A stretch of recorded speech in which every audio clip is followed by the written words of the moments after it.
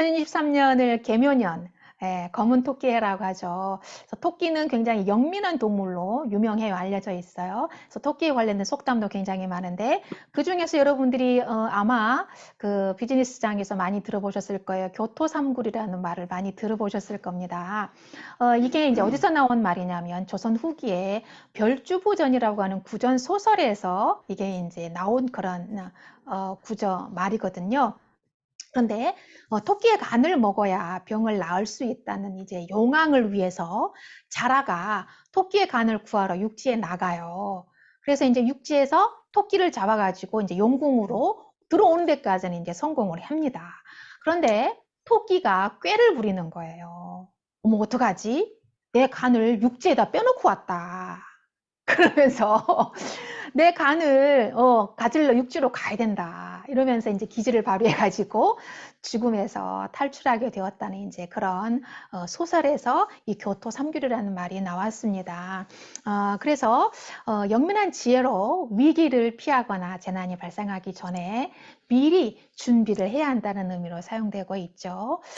지금 이제 우리나라는 전 세계적으로, 우리나라를 포함해서 뭐 전 세계적으로 코로나가 지금 3년 이상 계속 지금 지속되고 있기 때문에 이 여파로 3고해가 시대가 열렸다고 하죠. 여러분 3고 하니까 이제 막 이렇게 동양화가 이제 보이죠. 네. 못 먹어도 고. 그 말이 아니에요. 네, 그 말이 아니고 3고의 시대가 열렸다고 하는 말은 무슨 말이냐면 고물가, 고금리, 고환율, 고실업 뭐 이런 국민들의 고통이 더 가중되고 있다라고 하는 말입니다. 3고라고 하는 말이. 그렇지만 우리에게는 굴이 있습니다. 바로 전능하신 하나님 굴입니다. 할렐루야. 사방이 막힐 때일수록 우리는 하나님께 피해야 됩니다. 선지단 나훔이 이렇게 말을 했어요. 나훔서 1장 7절에 보면 여호와는 선하시며 환난 날에 산성이시라. 그는 자기에게 피하는 자들을 아시느니라 라고 했습니다. 그래서 하나님은 우리가 왜 하나님께 도망왔는지, 왜 하나님께 피하러 달려왔는지 다 알고 계신다는 거예요. 그래서 하나님을 만나기 위해서 기도굴로 들어가면 아무리 3고 아니라 뭐 6고 뭐 10고의 시대라고 할지라도 우리에게는 아무 문제 없이 잘 될 줄을 믿습니다. 아멘. 여러분, 아멘. 이제 우리에게 하나님이 계십니다.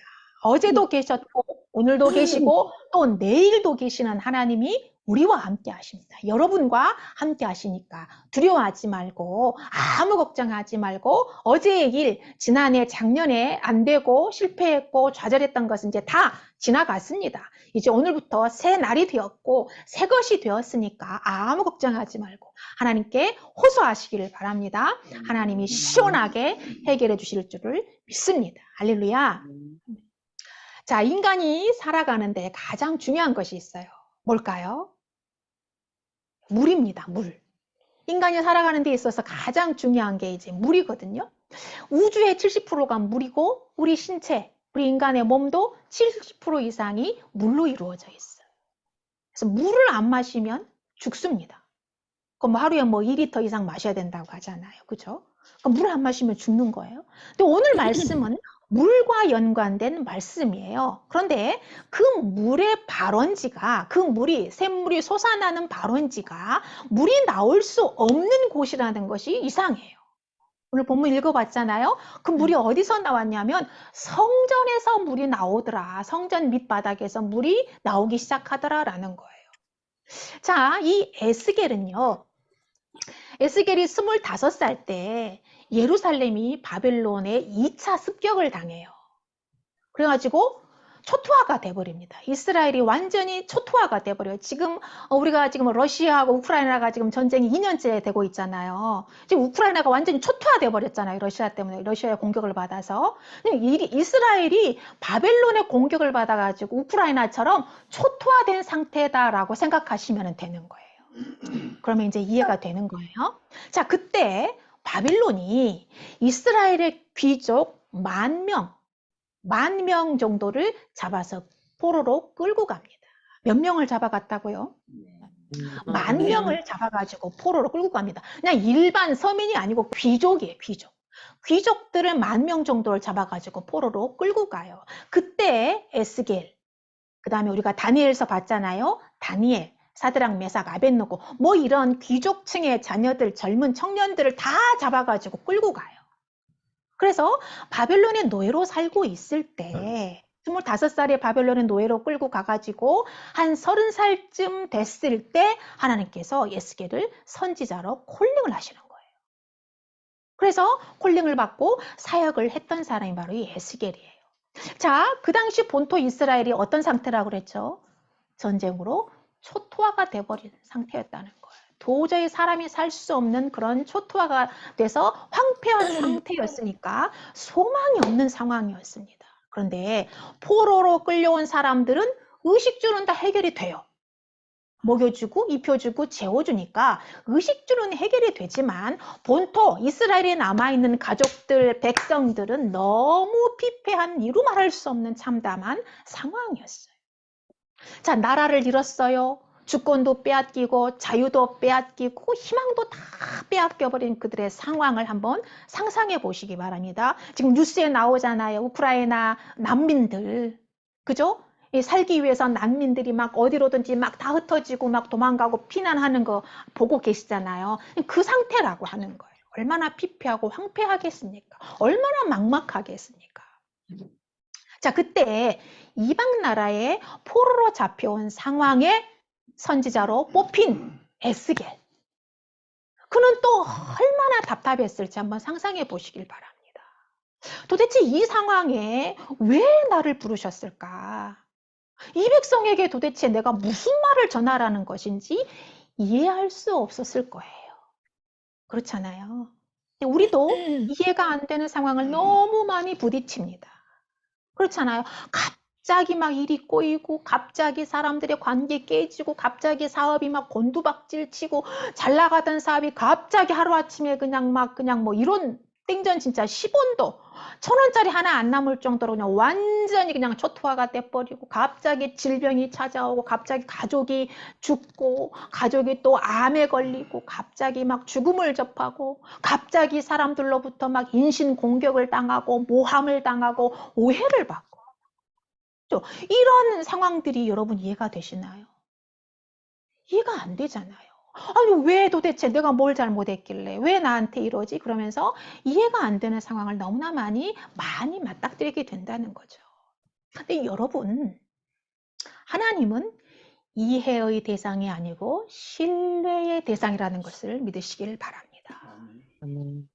제가 가장 아플 때 목사로 부름받았다라고 하는 말을 제가 여러 번 했습니다. 저는 처음에 너무나 당황스럽고 놀랐어요. 아니 도대체 이 상황에 내가 뭘 할 수 있다고. 난 밥도 못하는데 쭈그리고 앉아서 방도 걸레질도 못하는 상황인데 나한테 목사가 되라니. 너무나 당황스럽고 너무나 놀라고 납득이 안 됐어요. 그러나 하나님을 신뢰하면서 순종했습니다. 여러분 하나님은 이해하는 분이 아니고 믿는 분이라는 거예요. 하나님은 언제나 옳은 분이기 때문에 하나님의 계획을 믿고 따라가야 합니다.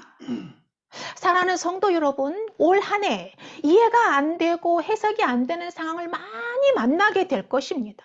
그러나 이해하려고 하지 말고 하나님을 신뢰하며 순종의 길로 나가시기를 축복합니다. 아멘. 아멘. 여러분 에스겔의 입장을 한번 생각해 보세요. 하나님이 에스겔을 왜 선지자로 부르셨을까요? 그때 포로로 잡혀온 상황에 이방 나라의 노예로 잡혀있는 상황에 그 상태에서 왜 에스겔을 선지자로 부르셨을까요? 희망을 잃어버린 이 백성에게 소망을 잃어버린 이 백성에게 소망의 메시지를 전하는 스피커로 부르셨다라고 하는 거예요. 낙심하지 말자, 절망하지 말자. 우리는 나라를 잃고 지금 이 땅에 잡혀왔고 노예로 살고 있지만 비록 우리의 신분은 포로이지만 절대 낙심하지 말고 절망하지 말고 포기하지 말자. 분명 하나님께서 회복시켜 주실 것이다 라는 이 희망의 메시지. 그 메시지가 바로 오늘 본문의 말씀이다라고 하는 거예요. 오늘 본문은요, 성령님이 이스라엘의 회복을 에스겔 선지자에게 환상으로 보여준 명장면이에요. 너무나 정말 아름답고 완전 정말 대역전이 일어나는 그런 명장면입니다. 자, 성전 문지방에서 물이 나와가지고 그 물이 동쪽으로 흘러내려가고 바깥문에서는 물이 스며 나오고 있었습니다. 그리고 그 물이 점점 많아지더니 발목에 차고 더 많아져서 발목에 무릎에 차고 더 많아져서 허리에 차올라요. 그리고 그 물이 더 많아지자 이제 강이 돼가지고 헤엄치지 않으면 건널 수가 없는 상태, 강이 돼버리는 거예요. 그런 환상을 성령님께서 에스겔에게 보여주신 거예요. 자, 그런데 뭔가 이상해요. 여러분, 예루살렘의 성전은 지금 전쟁의 초토화가 돼서 허물어져 버린 상태거든요. 돌 하나도 돌 위에 남아있지 않은 완전히 잿더미가 된 상황인데 왜 성전에서 물이 나오는 환상을 보여주셨을까요? 이건 매우 중요한 영적인 의미가 있어요. 성전의 패러다임을 완전히 깨부수는 환상이었습니다. 자, 이제 포로로 잡혀가서 바빌론의 포로로 잡혀가서 70년 동안 포로로 잡혀 있다가 이제 해방이 돼서 바빌론에서 다시 예루살렘으로 돌아와요. 그래서 수룹바벨 성전을 짓습니다. 허물어져 버린 성전을 다시 짓는 거예요.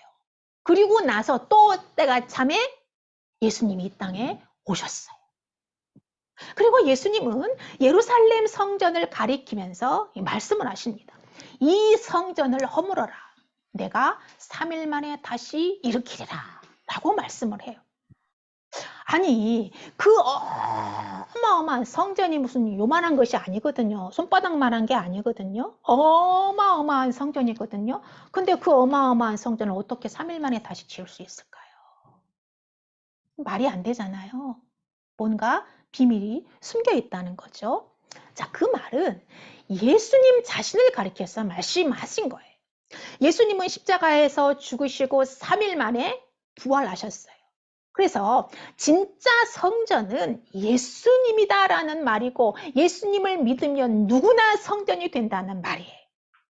자, 이 말을 더 확신 있게 하시기 위해서 이제 초막절 마지막 날에 예수님께서 성전 앞에 나오셔가지고 이렇게 군중들을 향해서 이렇게 말합니다. 누구든지 목마르거든 내게 와서 마셔라. 에? 목마르는데 어떻게 예수님한테 가서 물을 마시래요? 말이 안 되잖아요. 지금 초막절에는 무슨 행사였느냐면 이스라엘 백성이 광야 생활을 장막을 치고 40년 동안 광야 생활을 했잖아요. 그것을 재현하고 체험하는 그 축제가 초막절, 장막절이에요. 그러니까 사람들은 마당에다가 텐트를 치고 물을 길러다가 먹는 그런 것들을 통해서 연습을 하면서 우리 조상들이 이렇게 힘들고 복잡하고 번잡스럽고 불편하게 광야에서 살았단다. 그러니까 그때 하나님께서 우리 백성들, 우리 조상들에게 물을 주시고 먹을 거를 주셔서 그래서 우리가 지금 이렇게 우리 민족이 지금 이렇게 민족성을 유지하고 있는 거니까 그때 하나님의 은혜를 잊어버리지 말자 하고 기념하고 지키는 것이 바로 초막절, 장막절이었거든요. 근데 그 사람들이 지금 샘에서 물을 따다 먹고 있는데 누구든지 목마르거든 나한테 와서 물을 마셔라 라는 거예요. 그러면서 나를 믿는 자는 성경의 이름과 같이 그 배에서 생수의 강이 흘러나오리라 라고 요한복음 3장 38절에 말씀하셨어요. 그 당시에 사람들은 이게 도대체 무슨 말인지 제정신이 아닌가 보다. 쟤는 미쳤나 보다. 이렇게 오해를 할 정도로 이상한 말이잖아요. 자, 이 말이 무슨 말이냐면 당시 이스라엘 백성들에게는요. 에스겔의 이 환상, 오늘 본문 말씀 47장 1절로 12절 그리고 48장에 있는 이 환상에서 유래된 구원의 때가 되면 성전으로부터 샘이 솟아난다는 말씀이 전해져 오고 있었어요. 그래서 그것을 이스라엘 백성들은 기억하고 있었거든요. 근데 예수님은 예루살렘 성전에서 샘물이 나오는 것이 아니라 내가 바로 그 성전이고 나를 믿는 사람의 배에서 생수의 강이 솟아난다라고 말씀하신 거예요. 그러니까 예수님을 믿는 사람은 성령이 거하시는 성전이 되었습니다. 그 배에서 생수의 강이 흘러넘쳐서 본인뿐만 아니라 주위 사람들까지 해갈시키는 것이 된 것입니다. 할렐루야. 아멘. 아멘. 우리 교회는 성전이 없이 온라인으로 예배를 드리기 때문에 불편한 부분들이 있습니다. 그래서 예배당을 마련하려고 지금 이제 기도를 하고 있는데, 저는 오늘 이 설교를 준비하면서 성령님께서 저에게 주신 감동이 있어요. 뭐냐면은 진짜로 준비해야 할 성전은 예수님이라는 거예요. 성전 되신 예수님을 우리가 인정하지 않고 성전 되신 예수님을 내 중심에 모시지 않고 화려하고 우리 삐까리한 성전에 모여서 예배 드린들 무슨 소용이 있겠나 하는 생각이 제 뒤통수를 강하게 때렸습니다. 여러분은 어떻게 생각하십니까? 아무 소용없습니다. 우리나라에 정말 세계에서 가장 큰 성전이 있습니다. 그리고 분당에 우리나라를 대표하는 교회들이 분당 지역에 다 몰려 있습니다. 여러분, 내 마음 가장 중요한 자리에 성전 되신 예수님을 모셔야 되고 내가 움직이는 성전이 먼저 돼야 됩니다. 그래야 거기에서 나오는 생수를 마시면서 나도 살고 남도 살릴 수 있는 것이에요. 사랑하는 성도 여러분, 성전이신 예수님을 모시고 살아가는 성전이 되시기를 바랍니다. 먼저 저와 여러분이 움직이는 성전이 되시기를 축복합니다. 그래서 성전의 역할을 잘 감당하는 여러분 되시기를 축복합니다. 그래서 우리 교회는 바퀴 달린 예배 사역을 하고 있습니다. 우리가 교회입니다. 우리가 움직이는 교회입니다. 이 움직이는 교회가 가는 거예요. 가서 예배를 드려주는 것입니다. 할렐루야. 그래서 저희는 매월 첫째 주에 바퀴 달린 교회 예배 사역을 하고 있는 것입니다. 이 성령님께서 이 말씀을 준비하는데 강하게 이런 임팩트를 주셨습니다. 네가 먼저 성전이 돼야지. 네가 먼저 움직이는 성전이 돼야지. 네가 성전도 안 되면서 무슨 성전을 마련하려고 하느냐. 이런 임팩트를 하나님께서 강하게 주셨습니다. 여러분, 우리 모두가 성령님의 이 음성의 이 임팩트를 강하게 받아들이는 여러분들 되시기를 축복합니다. 자, 그런데 본문을 보니까 그 강 주변에 나무들, 각종 나무들이 심겨 있는 거예요. 이 물이 흘러내려가 바다의 물이 되살아나고 이 강물이 이르는 곳마다 번성해서 모든 생물이 살고 고기가 심히 많아지고 고기를 잡는 어부들이 줄을 서게 되는 환상을 봅니다. 모든 것이 살아나고 되살아나는 환상을 본 거예요.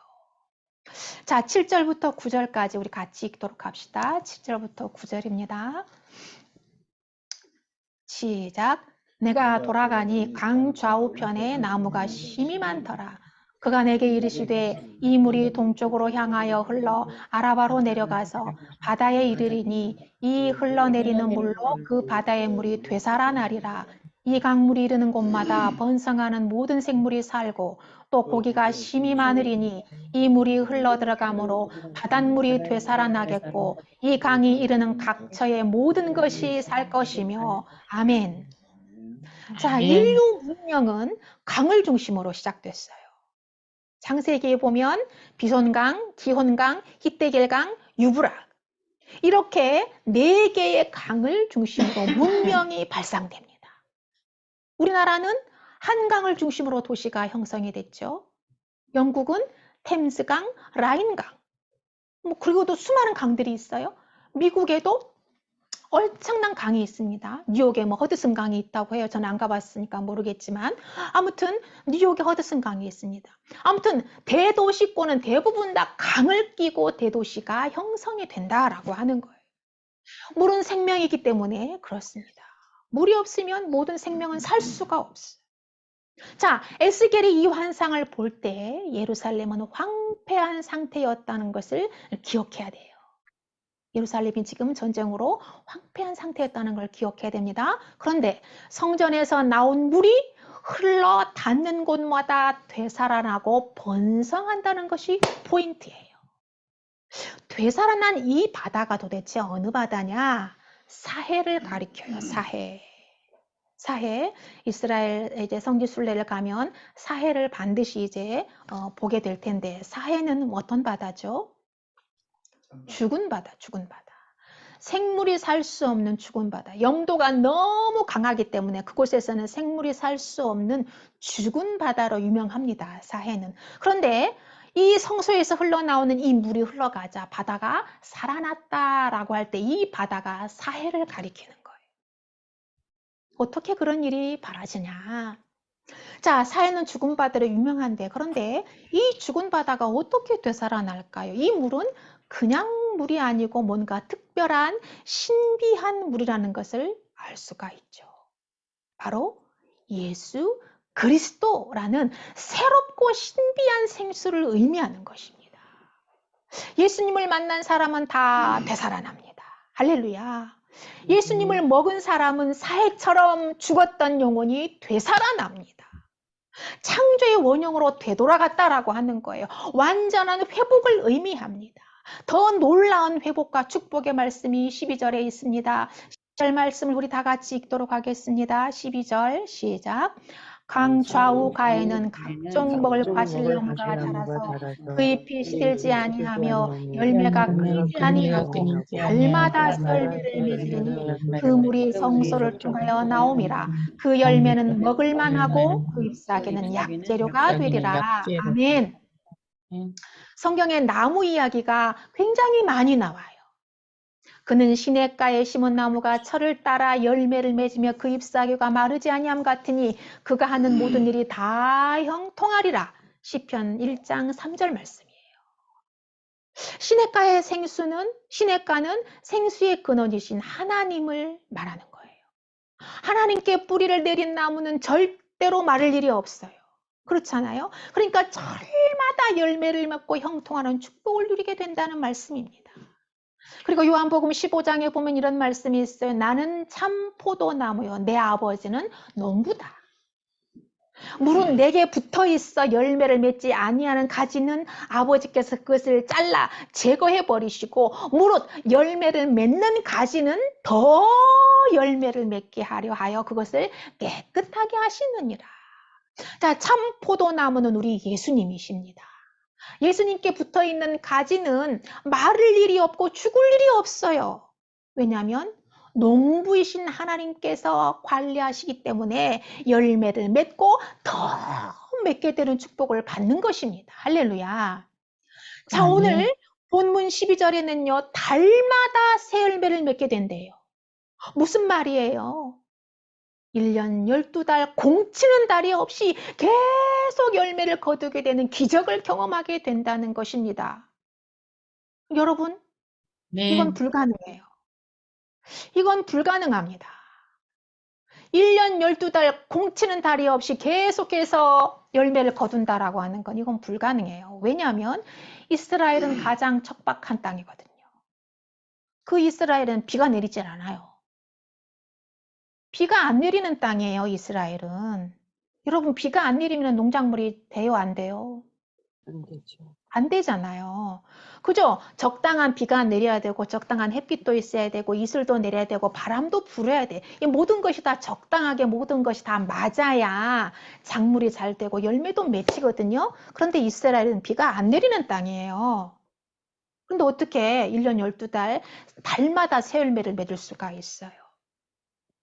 이건 말이 안 됩니다. 그런데 성령님께서 말씀하십니다.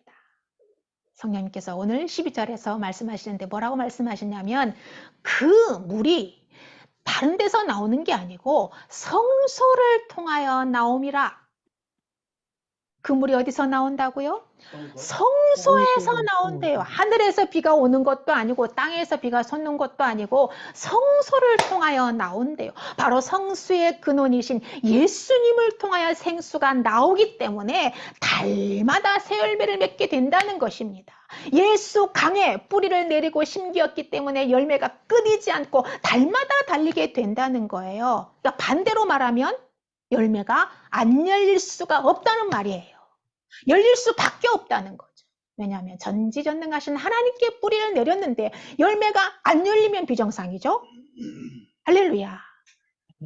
사랑하는 성도 여러분, 전능하신 하나님께 뿌리를 내린 나무이기 때문에 달마다 새 열매를 맺게 됩니다. 여러분은 이미 하나님께 뿌리를 내렸습니다. 그러므로 1년 12달 공치는 달 없이 풍성한 열매를 맺게 될 것입니다. 할렐루야. 아멘. 이스라엘의 역사가 이 말씀을 증명합니다. 여러분, 이스라엘은 지구상에서 가장 작은 나라입니다. 이스라엘은 이 지구상에서 가장 작은 나라예요. 그런데 그들의 삶은 어떻습니까? 가장 부유한 삶을 살고 있습니다. 어떻게 그것이 가능해요? 왜 그럴까요? 친히 이 말씀을 하신 하나님께서, 오늘 에스겔서 47장에 말씀하신 하나님께서 이 말씀대로 이루어 주셨기 때문입니다. 여러분, 이 말씀을 믿으면 그대로 이루어질 줄을 믿습니다. 하나님은 이해하는 분이 아니고 신뢰하는 분입니다. 말씀은 이해하는 것이 아니에요. 어떤 분이 저한테 상담을 해요. 성경이 이해가 안 돼요. 성경은 이해하는 것이 아닙니다. 믿는 것입니다. 할렐루야. 말씀을 이해하려 하지 말고 믿으시기를 축복합니다. 분명 하나님은 달마다 새 열매를 맺으리라고 약속하셨는데 열매가 안 열릴 때가 있을까요? 없을까요? 안 열릴 때도 있어요. 그럼 누구 문제일까요? 하나님은 아무 문제가 없어요. 하나님은 언제나 항상 옳기 때문에 하나님께는 아무 문제가 없어요. 열매가 안 열리는 것은 나한테 문제가 있는 거예요. 나한테 문제가 있기 때문에 열매가 안 열리는 것입니다. 뿌리를 하나님께 뿌리를 내리고 있다가 뿌리를 뽑아가지고 다른 곳에다가 뿌리를 내렸기 때문에 안 열리는 것입니다. 여러분, 하나님께만 뿌리를 푹 내리고 있으면 안 열릴 수가 없어요. 안 열리는 게 비정상이라니까요. 근데 안 열린다는 거는 하나님께 문제가 있는 게 아니라 누구한테 문제가 있다? 나한테 문제가 있다는 거예요. 나한테. 그러므로 여러분, 빨리 깨닫고 회개하고 뿌리를 다시 하나님께 돌려서 깊이 뿌리를 심으시기를 예수님의 이름으로 축복합니다. 아멘. 여러분, 그 과일들은 음식이 되어서 사람들이 맛있게 먹는 음식이 됩니다. 하나님의 축복을 받아 누린다는 말이에요. 그리고 그 잎사귀는 약재료로 쓰일 것입니다. 뭐예요? 버리는 것이 아무것도 없다는 것입니다. 버리는 것이 아무것도 없다는 거예요. 바로 예수님이 바로 이런 삶을 사셨습니다. 예수님이 아픈 자들의 약재료가 되셨어요.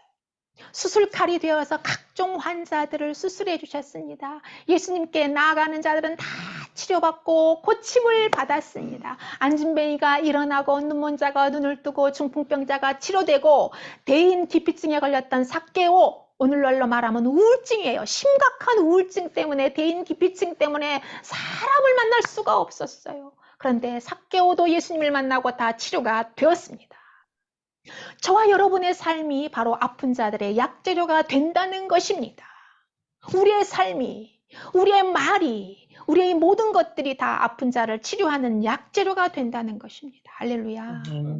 여러분 주변을 보십시오. 아픈 사람들이 너무너무 많습니다. 각종 암병에 걸린 사람들 너무 많습니다. 요즘 3집 걸러 1명씩 암병에 걸린다는데 이제 더 많아질 겁니다. 2집 걸러 1명이 암병에 걸립니다. 우울증, 공황장애 환자도 너무 많아지고 있어요. 이별의 아픔 때문에 괴로워하고 고통스러워하는 사람들, 우리 주변엔 치료받아야 할 사람들이 너무나 많습니다. 여러분이 약재료가 되시기를 축복합니다. 우리는 치명적인 불치병을 치료받은 사람들이에요. 바로 죽음병을 치료받았습니다. 치료받은 자로서 치료의 경험을 나누어주면 그들도 치료받게 됩니다. 여러분의 삶의 조각을 아픈 자들의 환부에 덮어주시기를 바랍니다.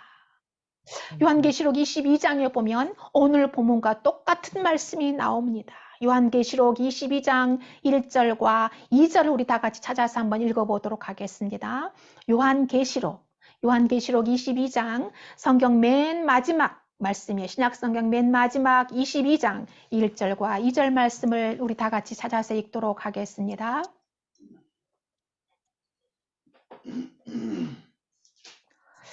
요한계시록 22장 1절부터 2절 말씀입니다. 또 그가 수정같이 시작. 또 그가 수정같이 맑은 생명수의 강을 내게 보이니 하나님과 및 어린 양의 봉자로부터 나와서 길 가운데로 흐르더라. 강 좌우에 생명나무가 있어 12가지 열매를 맺되 달마다 그 열매를 맺고 그 나무 잎사귀들은 만국을 치료하기 위하여 있더라. 아멘. 자, 아멘. 에스겔은 앞으로 되어질 일을 환상으로 본 겁니다. 그리고 예수님이 오셔서 그것이 이루어지고 성취되었어요. 자, 오늘 요한계시록 2장, 22장 1절로 2절은 이제 사도 요한이 앞으로 마지막 때에 우리가 천국에 갔을 때 보는 환상입니다. 천국에서 어떤 일이 벌어질지를 보는 환상이에요. 그런데 그 모습도 에스겔이 본 모습하고 똑같아요. 그렇죠? 하나님은 처음과 나중이고 알파와 오메가이십니다. 하나님의 말씀은 1.1획도 틀리지 않고 똑같다는 거예요. 천지는 없어져도 이 말씀은 절대로 없어지지 않고 그대로 이루어진다는 것을 우리는 믿어야 됩니다. 여러분 믿으시기를 바랍니다. 이제 여러분은 확실한 축복을 보장받았어요. 이제 여러분은 올해는 가난해질래야 가난해질 수가 없습니다.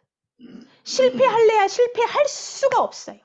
우울하고 싶어도 우울할 시간이 없어. 왜? 달마다 새 열매를 맺으니까 그 열매 따기도 바빠 죽겠는데 언제 우울하고 있겠느냐고요. 우울해할 시간이 없어요. 하나님께서 확실한 축복을 약속하셨기 때문에 여러분은 오늘부터 1년 내내 쉬지 않고 풍성한 열매를 맺게 될 것입니다. 아멘. 여러분 어떤 열매를 맺기를 원하시는지 하나님께 지금 소원을 아뢰시기를 바랍니다. 저는 여러분이 이 말씀을 근거로 해서 말씀의 열매를 맺고 기도의 열매를 맺고 전도의 열매를 맺게 풍성하게 맺게 되기를 원합니다. 재정의 풍성한 열매 맺기를 원합니다. 건강의 열매도 풍성하게 맺게 되기를 예수님의 이름으로 축복합니다. 그래서 오고 가는 사람들을 다 불러서 다 들어와라. 불러서 파티하는 여러분의 삶이 되기를 간절히 예수님의 이름으로 축복합니다. 아멘.